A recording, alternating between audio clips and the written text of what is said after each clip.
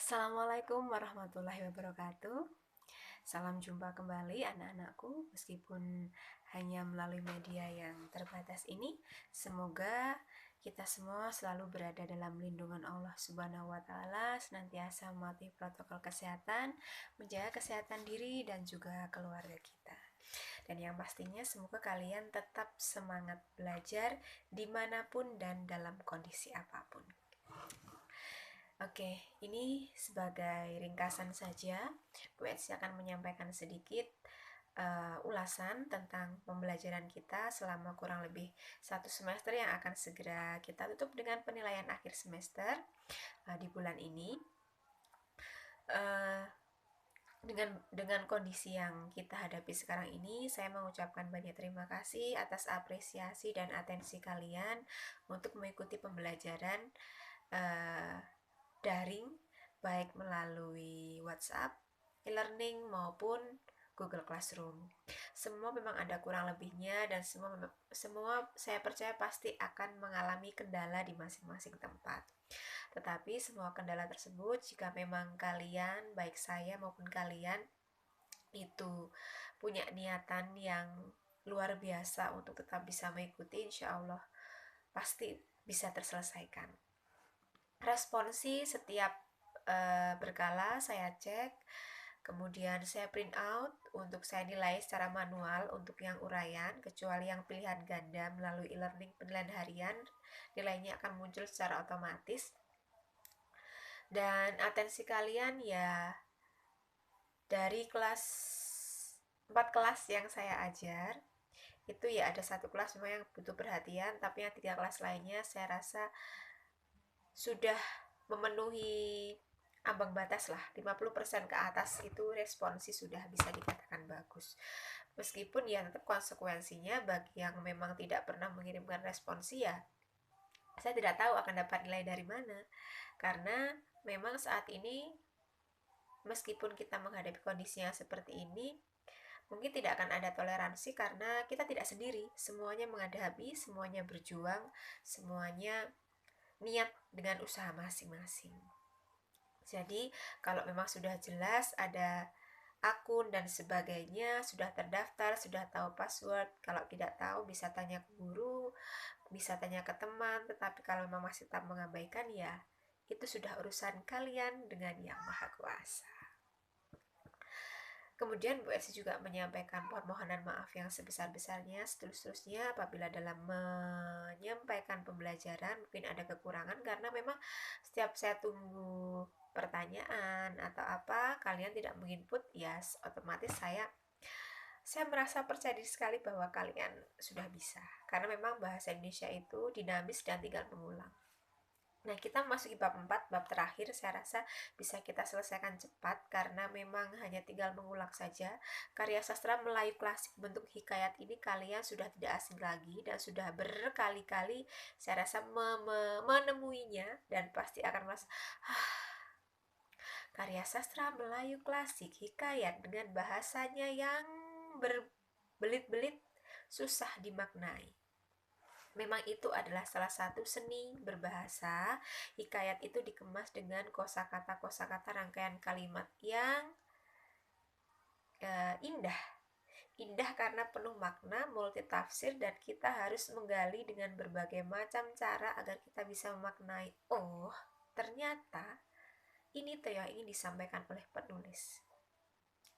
Hikayat bersifat anonim. Nah, dalam hal ini hikayat merupakan salah satu karya fiksi yang akan dipelajari untuk semester pertama kelas 10 SLTA, baik di SMK maupun SMA atau di MA. Nah, apa sih esensinya yang akan dipelajari dari hikayat ini? Esensinya tidak jauh-jauh. Kita hanya akan belajar tentang nilai-nilai kehidupan sama hikayat dipandang sebagai sebuah karya, yaitu dari sisi kaidah kebahasaan. Nah, nilai-nilai kehidupannya seperti apa? Nilai sosial, ekonomi, budaya, politik yang ingin disampaikan oleh teks tersebut itu seperti apa? Karena teks hikayat itu lahir pada zamannya yang termasuk dalam kategori sastra Melayu klasik, itu sudah pasti bersifat istana sentris.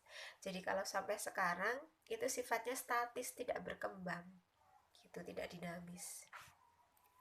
Pasti seputar istana, kemudian seputar sayembara, kemudian seputar nilai-nilai klasik bahwasanya kebaikan akan selalu menang daripada kejahatan, selalu ada hukum karma, bakti, dan sebagainya.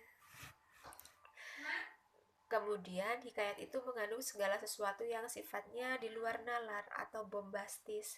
Seperti contoh, hewan bisa berbicara, bisa bertingkah layaknya manusia. Hal-hal sederhana seperti itu, tapi tetap saja hikayat itu mengajarkan seperti apa sih?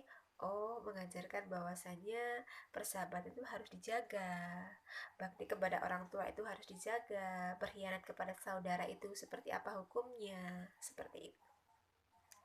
Kemudian kalau dari sisi hikayat sebagai karya sastra, hikayat adalah karya sastra yang bersifat anonim, jadi tidak diketahui siapa yang mengarang, siapa yang menulis, tahun berapa dilahirkan. Yang pasti ini adalah karya sastra lama, salah satu bentuk prosa lama, prosa fiksi lama.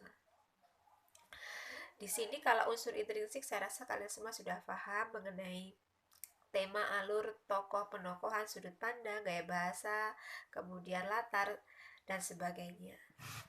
Yang paling di sini akan saya tekankan adalah bagaimana sih kaidah kebahasaan atau gaya bahasa dari hikayat.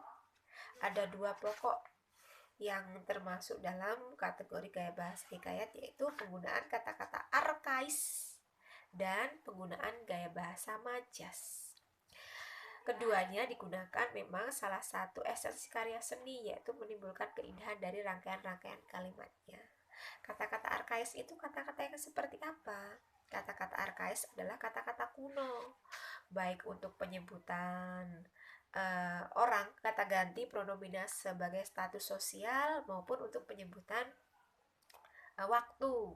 Contohnya syahdan, hatta, tuan, hamba, si, dan sebagainya.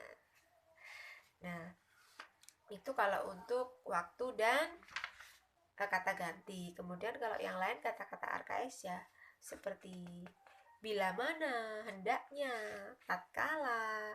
Kemudian ada seperti apa ya?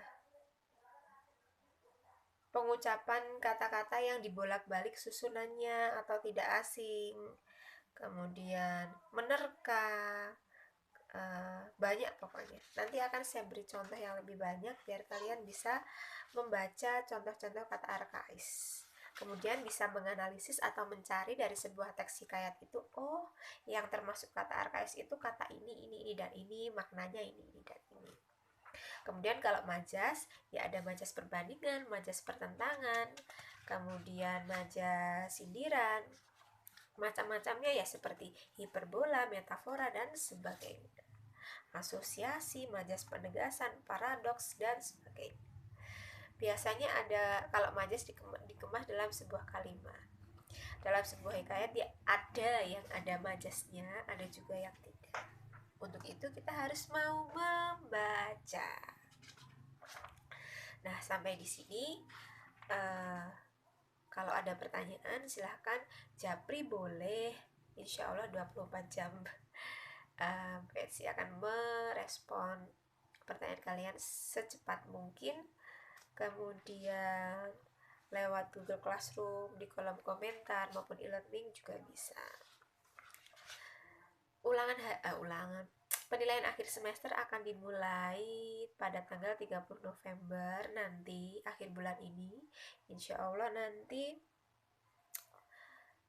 hari Selasa besok, hari Selasa ini Bu Esi akan aktifkan kembali penilaian-penilaian untuk kalian yang ingin bukan mengulang sih. Kalau yang sudah mengirimkan saya tidak perlu mengirimkan responsi ulang, tapi bagi yang belum mungkin mau mencukupi silahkan, tapi mungkin waktunya hanya untuk 1 minggu saja bersamaan dengan tugas untuk bab terakhir ini. Jadi silahkan dimanfaatkan semaksimal mungkin. Kalau yang sudah rajin mengirimkan responsi dan mengikuti pembelajaran, ya tidak perlu susah-susah, tinggal belajar untuk persiapan penilaian akhir semester saja. Kemudian saya mau menyampaikan untuk responsi yang sudah kalian baca, baik rekap riwayat masing-masing akun maupun responsi formulir. Begini, jadi ternyata kalau kalian itu responsinya kadang melampirkan file PDF atau file foto, itu ternyata terbaca di riwayat.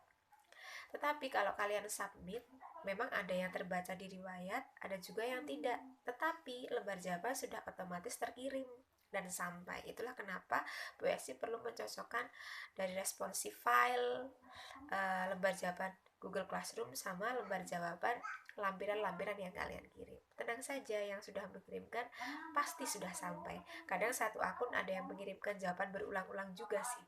Tapi tidak apa-apa, saya hargai itu, saya apresiasi itu sebagai bentuk ketaatan kalian dan niat kalian serta usaha kalian yang luar biasa untuk mengikuti pembelajaran. Kemudian untuk e-learning, jangan kecewa dengan nilai jelek yang sudah kemarin saya sampaikan. Yang penting adalah kalian punya niat untuk mengerjakannya. Sekian dulu. Nanti kalau ada pertanyaan silahkan kalian tanyakan, dan nanti harapan saya kalian bisa mengerjakan dan tetap belajar dalam kondisi apapun. Wassalamualaikum warahmatullahi wabarakatuh. Salam sehat semuanya.